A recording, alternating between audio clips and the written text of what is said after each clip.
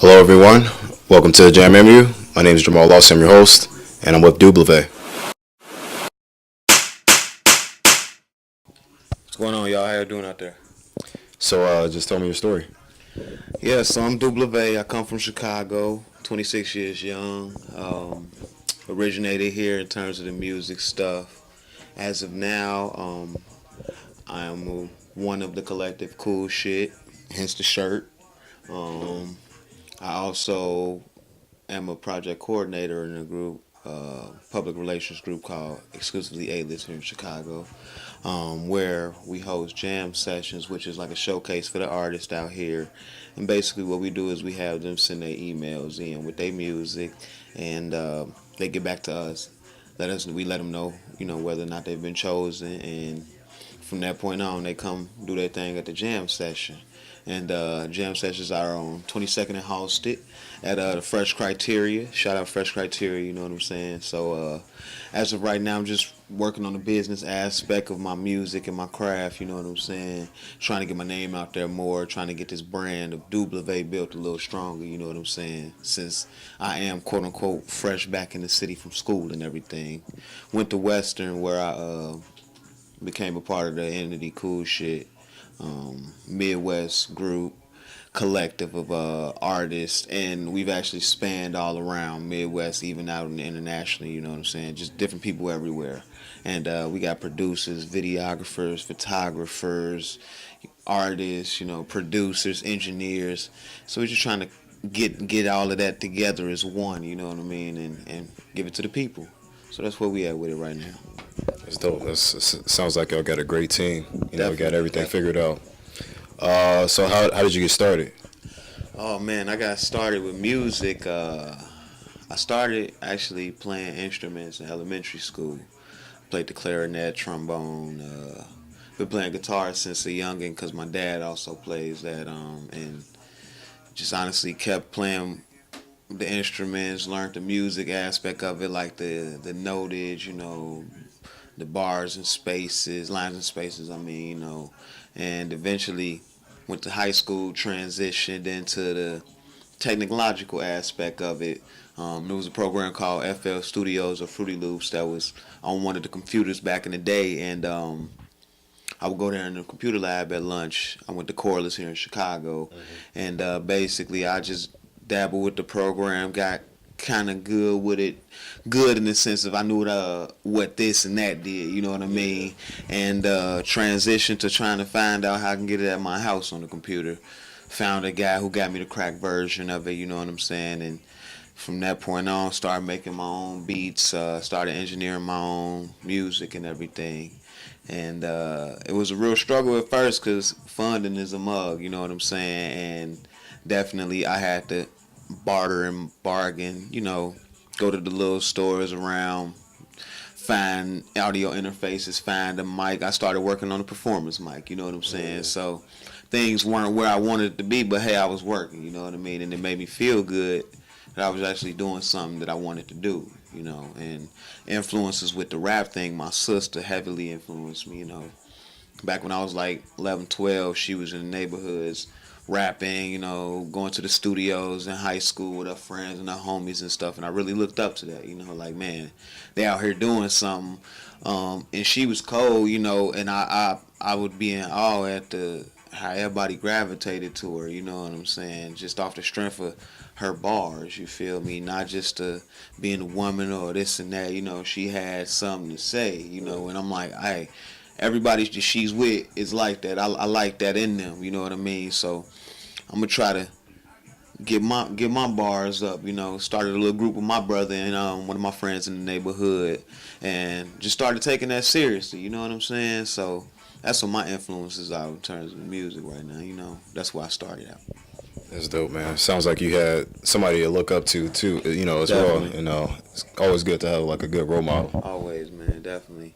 And I'm grateful to have my father in my life, you know what I'm saying? Because he, aside of everything else, musically, he's been playing music since he was, picked up a guitar and piano back in high school, college days, so he always told us, pick up an instrument. Make sure you got something else that you could fall back on, and don't just try the drums because that's what everybody doing. Make sure he'd always say, make sure you can do something, sing a girl a song. You know what I'm saying? Be able to make something melodic. With some complexity with it. You know what I mean? So definitely it's excellent, essential to have a role model. Even if ain't no father figure, find somebody to look to. You know what I'm saying? It's key, and especially in our community. You know what I mean? Definitely. Most definitely. Let's actually talk about the name Dooblavey. Dooblavey is W in French. My last name is Wages, and originally I started out as Mr. W, and that kind of transition because the way I spelled W was double with the letter U at the end, and also I had got influenced by Wayne. There was a song on an old Wayne mixtape, and he was like, "Is Miss?" He said something like Dooblavey, and I was like, "Yo, that's kind of hot, dog." And, he never took nothing with it. You know what I'm saying? So I'm like, let me figure something out from this. You know what I mean? Created a way to spell it, Dooblavey. You know what I'm saying? And just been moving with it ever since. People, I even one time was like, what, I might change. And mom was like, no, keep that. It's unique. You know what I'm saying? It's different. And I'm like, you know what? You're right. And it'll take a little bit to get used to. You know what I'm saying? But they'll get used to it. Right. You know what I mean? Nonetheless. So let's talk about what you're doing in terms of creating events. Okay. So I work with exclusively A-List right now. How I got in tune with that entity of Chicago, basically, I have a homie out here by the name of Byro. And like I told you a little second ago, I'm quote-unquote new back in the city. I went to Western WIU a couple years ago. Then once I left there, I went to Champaign with my mom and everything, just to help her out, make sure, make sure she was straight down there and everything, and started working with the music and stuff out there. But I came back and I'm like, Byro, man, I need some opportunities. What can I get? Eye for an eye, help me help you. Let's see what we can do out here. Byro done been back from school. That's where I met him at WIU. So he was like, yo, I got a little showcase that they need a DJ. So I was like, all right, my boy DJ Bags, that's the guy who does the DJing for the jam sessions. So I hit him up like, yo, we got a little opportunity. I'm back in the city. Let's go do something. Let's get out here. He was like, cool. So we went up north to the little spot, and I was introduced to Elena. Byro introduced me. The show was real nice and everything. They had bring your own bottle. It was real nice in there. You know what I mean? People was passing out drinks and everything. And I had asked her like, yo, you mind if I do a song or two real quick? She was like, hey, no problem. We got plenty of time. So-and-so didn't show up. So I did a song, and then she hit me like, yo, I like your stuff, I would like to work with you. And I had no idea that she did PR and, and that what exclusively A-List was at that time, and at that point it was building as well, wasn't what it was like what she has, quote unquote, because it's her stuff, you know what I mean, but what's going on right now. So basically she was like, I want to try to manage you and, get you to these places, this and that. And I was like, yo, I'm down, because what an opportunity to come right to the city, and meet somebody like this who does what I need, to get myself out here how I need to be. So that management transitioned into me like tossing ideas for shows and, tossing ideas in the air. And she was like, I could really use that. So, I started helping her with like project coordination and stuff, just if she had this going on, I'd be like, how would you feel if this and that was put into place with it? She's like, you know what, that's why we doing this, you know what I'm saying? So just being able to go back and forth with ideas, and that's how I got started with it. So as of right now, we have the jam sessions, which is getting really, really big. Turnouts. We in a pretty decent sized loft. Turnouts 60 to 80 people in the winter time right now. You know what I'm saying? So that's beautiful.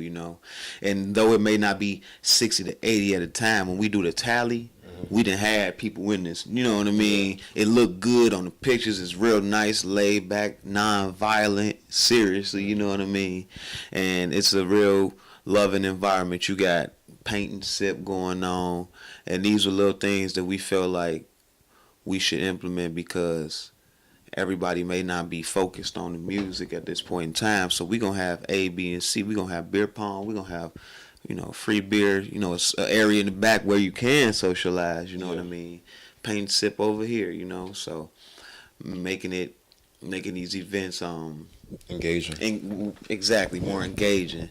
So other things that we are doing. Urban Ground Radio and TV is an entity out here in the Midwest based, and basically what they do is same thing Jam Company does, except they've been doing it for a long time and they just got actually national coverage. So they came to us and were like, "Yo, do you mind if we utilize y'all basically finding different ways to get they message out to different people around the nation. You know what I mean? And that's what we do as well. Hit Matt, find you ways to get your stuff mass email. Find outlets for you to be promoted 2-3 times a week, be it virtual or in the paper or on TV. You know what I'm saying? Yeah. So we encompass a lot as A-list. So it's not just promotion, it's marketing as well. It's management, you know what I mean, artists, wellness and well-being, get you situated to mindset, because a lot of us out here, we have the music and the vision, but we don't have the structure, the direction. So creative direction, you know what I mean. We are.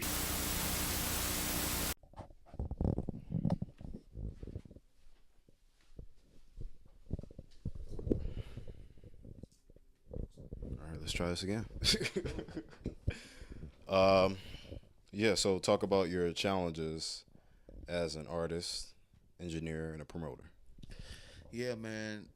Doing those three things at once is pretty tough, but I still manage. Time is a big issue. And not to say that either one of them consumes my time more so, but um, due to the fact that my equipment ain't where I want it to be in terms of artistry, because I'm in a position where I'm not trying to pay nobody to engineer, make my beats, do none of this because for one I do those as well, and it's so much in-house madness going on around me that why would I utilize somebody else's, and of course I will, but at this point in time, why wouldn't I use the sources that's around me? Cool shit. So many producers that I utilize at this point in time. Myself as well. I got homies all around the states who make beats. So I'm trying to keep that in house, but it's my equipment situation is the what's one of my hinderers right now. You know what I'm saying? So instead of being stagnant on that, I'm doing shows. I'm out here interacting with artists. I still got beats on stock. Always save y'all music in them hard drives and them clouds and all of that, because you never know what can happen to your computers, y'all. Straight up, I'm in a position where my joint crashed on me and I was able to save my hard drive and everything ain't on there, but I got enough, what I'm saying, to be like, all right, I remember how that go or this go. I can make it work, if I choose to recreate some of that old stuff. But that's a big thing, and also school. I'm in the position of where I want to start implementing some fitness in Chicago in our community, Black and Brown community, because man, over 50% of our population in the Black and Brown community is overweight or obese. I was obese. Well, I was overweight when I was young. And I started hooping, got more active, and got more confident. And I was able to let that go. You know what I mean? And confidence is key when it comes to being fit, doing this music stuff. And I just want to let people know that it's okay. To don't worry about what the next person got going on, because they in the same mindset as you. If we in this class, you know what I mean, we trying to get right, you know what I mean. So just trying to implement wellness and fitness in our community, and that's why I'm saluting my boys Grace Housing again, because they are already starting something that's affecting our community in a positive way. Housing for single mothers, you know what I mean? And I'm gonna eventually be able to roll into business when I get situated, because they are already on the road to doing great things. So even if I gotta begin to work with them, work for them, I'm a humble person. Yeah. I'll work for my brothers. You know what I'm saying? It's good to see black brothers doing something. So, that's one of the things that I want to have going. Well, I will be having going on soon. I want to open up a rec center where we have not only fitness but after school education and educational, courses, and also I want to have some music stuff going in there. I want to have a studio because our kids love this stuff. It's being taken out of the schools, Yeah. fitness and music, and School's being shut down too. man, so many schools, especially in Chicago, have been shut down, and it's creating a lot of conflict. People got to go here and there for school. You know, I want to have a place where it's a safe haven, where if you want to do this, you can do that. If you want to play ball, if you want to do ballet, you know what I'm saying? You come over here to do that. If you want to come record a song, we got engineers. I got homies who, to this day, over east in the heart of over there by Stony, helping these little kids record music. Shout out Byro, $10, come record a song. What? Who's doing that out here, man? So I know entities like that, God gonna bless us, you know what I'm saying? He's gonna make a way so Byro can have a platform to help these kids out as well. And I'm trying to help us all, you know what I'm saying? Let's make this one big thing, one big community, one big camaraderie of business, So just that's one of the big hinderers in my life right now, you know what I'm saying? One of the blocks, the equipment thing, but working with A-list is keeping me in the loop. I'm working with artists. I'm out here still doing shows. I host every month, so whatever new artists get on this show, I'm following. We following back. We, interacting. That's what I'm trying to do. I'm trying to interact with everybody. You know what I'm saying? Straight up. That's amazing, man. Yeah. Yeah, so, thank you for doing the interview. No doubt. And tell everybody where they can find you. Yo, you can find me at Dooblavey, Dooblavey on Twitter, _Dooblavey on Instagram, Snapchat. Look up Dooblavey, my things pop up. You Google Dooblavey, all my music come up, but only for a short time, because I'm finna rip it all off. Come up with a brand new EP of the greatest, the best, the songs that I chose, because all of them are great. You feel me? And throw that out for the people. Get this new wave going, get everything popping for Dooblavey and the brand. You know what I'm saying? So, shout out Cool Shit, shout out Byro, shout out Grace Housing, exclusively A-list, the Fresh Criteria. Yo, we all we got, y'all. Straight up. Yes, sir. Appreciate it. Yeah, indeed. And keep jamming. Dooblavey.